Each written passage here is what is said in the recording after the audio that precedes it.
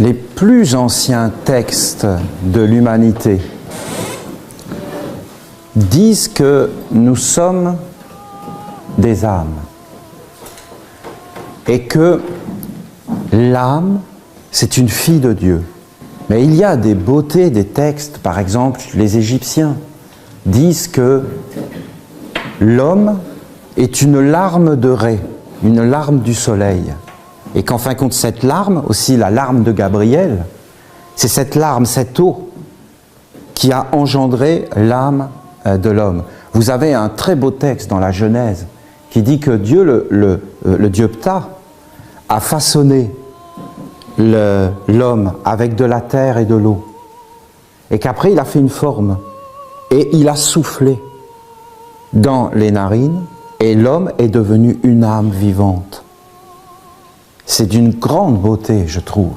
Vous avez les textes d'Enoch, qui sont les premiers textes réels de l'humanité, où Enoch dit que l'âme est immortelle, l'âme est éternelle, l'âme vit avant l'homme. L'homme n'est que poussière, il passe, mais son âme est immortelle. Mais en réalité, l'homme ne vit pas forcément avec son âme. Enoch était le 7e fils d'Adam. Adam avait chuté dans la matière. Il avait chuté, on a parlé de chute d'Adam. Adam était à un endroit et il est tombé de cet endroit. Est-ce que ça existe dans la vie? Mais bien sûr. Beaucoup d'hommes et de femmes avaient des choses dans leur vie et ils ont chuté. Ils le disent, j'ai chuté, j'ai tout perdu dans ma vie. J'avais ça, j'avais ça, j'avais ça, j'ai tout perdu. Ah oui, t'as chuté, t'as fait quoi? Ben, j'ai sombré dans l'alcool. J'ai sombré dans l'alcool. Et alors, qu'est-ce qui s'est passé? Mais j'ai complètement déraillé, j'ai tout perdu. Hier, Claire racontait une histoire d'un homme qui a complètement déraillé dans l'avion. Parce que tout simplement, il était habitué en tant qu'homme d'affaires à être pris en considération. Il avait une place dans l'avion qu'il prenait toujours, c'était une place. Donc, il s'est senti exister, vous comprenez? On ne lui a pas donné sa place. Il a complètement déraillé. Il a perdu son emploi, il a failli se retrouver en prison, juste pour une place d'avion. Il a chuté de la position où il était. Bon, heureusement, l'avion était au sol, hein, parce que quand on chute d'un avion, ça peut être dangereux. Non, c'était au sol. Mais, vous comprenez, on parle bien d'une chute. La chute d'Adam, c'est ça. Adam a chuté. Et après Adam est venu Enoch. Mais Enoch, c'était le 7e fils d'Adam. Mais Enoch, en fin de compte, lui, il a honoré son père par la prière. Mais qu'est-ce qu'il a fait, Enoch? Il a dressé la pierre. Il a dressé la pierre et il a honoré son père. C'est-à-dire que Enoch, il s'est redressé. La pierre, c'est la finalité de la chute. C'est ce qui nous protège. On ne peut plus descendre plus bas. Enoch a redressé la pierre et il a commencé à prier son père. Il a prié l'âme. Et son père lui a dit, voilà, l'âme est immortelle, l'âme est éternelle. L'âme, c'est tout. Mais l'homme est descendu. Il a perdu son âme. Et en fin de compte, sans arrêt, il cherche à la retrouver. C'est le but. C'est de vivre avec son âme. Qu'est-ce que c'est l'âme? Mais l'âme, c'est ce qui est vrai en nous. C'est ce qui ne meurt pas, c'est ce qui ne naît pas. C'est ce qui est au-delà de tout. C'est ce qui n'est pas dans le corps, mais pourtant est dans le corps. C'est ce qui anime le corps, mais qui n'est pas le corps. C'est une partie de l'âme qui est là, mais ce n'est pas toute l'âme. Il y a quelque chose de faux qui se greffe, qui vient de l'extérieur. Nous serions des Égyptiens, nous porterions des noms égyptiens. Nous vénérierions des Égyptiens, des dieux égyptiens. Aujourd'hui, nous sommes des Québécois, nous vénérons des dieux québécois.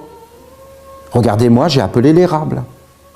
Regardez toutes ces choses, parce que nous vivons avec notre époque. Mais en réalité, derrière tout cela, c'est des âmes. Le nom que l'on porte n'est pas forcément notre vrai nom. C'est un nom comme cela, un nom mortel. Le nom de notre âme, c'est le nom plus grand. L'âme vit plus grand. La vie que nous vivons n'est pas forcément la vie de notre âme. Notre âme vit dans plusieurs vies, puisqu'elle se réincarne. Est-ce que l'âme s'incarne? Non, pas réellement. Elle anime plusieurs corps pour faire une expérience, pour en fin de compte relever quelque chose qui est chuté, une partie d'elle, aller chercher une partie d'elle. On a été fragmenté, notre âme a été divisée. Au début, c'était la grande âme, la Mahatma, la grande âme de l'Inde. On appelle ça la Mahatma. L'âme universelle, la mère. La mère. La mère et le père. C'est tout. Nous ne pouvons pas exister sans mère et sans père. Si nous ne savons pas qui est notre mère et notre père, c'est fini. Le père, c'est l'esprit. La mère, c'est l'âme. Le père, c'est la flamme. La mère, c'est la lumière. Ils sont un. La mère, c'est la terre. Le père, c'est la graine. La graine contient tout le possible. La mer contient tout le possible. L'âme, c'est la terre. Le feu à l'intérieur, c'est le Père. Le Père, la mer, sans arrêt. C'est l'âme et l'esprit. Le corps, c'est l'âme. Les yeux, c'est l'âme. Les oreilles, c'est l'âme. La parole, c'est l'âme. Oui, si on est plus haut. Mais si on est en bas dans la chute, ce n'est pas l'âme. La ronde des archanges, c'est une science de la libération de l'âme. Le baptême de Gabriel, c'est la libération de l'âme. Ce que nous a enseigné le Père Michael, là, avec son chandelier à 7 branches, et il a dit la lumière de l'usurpateur, ou alors la lumière de Michael, au-dessus de ta flamme, ou de tes 7 flammes, ou de tes 7 âmes, alors c'est la victoire du Père ou du Fils déchu. Parce que nous sommes animés, et qu'en réalité nous sommes vivants, et que tout va vers cela. Nous sommes une terre fécondée, et tout nous féconde. Soit on est fécondé de l'extérieur, c'est un masque. Voilà, tu t'appelles comme cela, tu es une fille ou un garçon, tu es de tel pays, tu as tel travail, tu fais telle chose dans la vie, tu as fait cela. Soit tu es fécondé de l'intérieur par ton âme.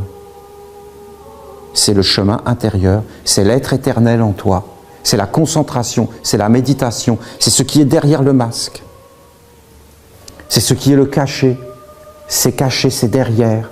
Soit tu vois dans la terre, la terre, soit tu vois l'âme, partout. Alors tu es la grande âme, alors tu es dans tous les êtres. Je ne sais pas si tu as déjà fait cette expérience.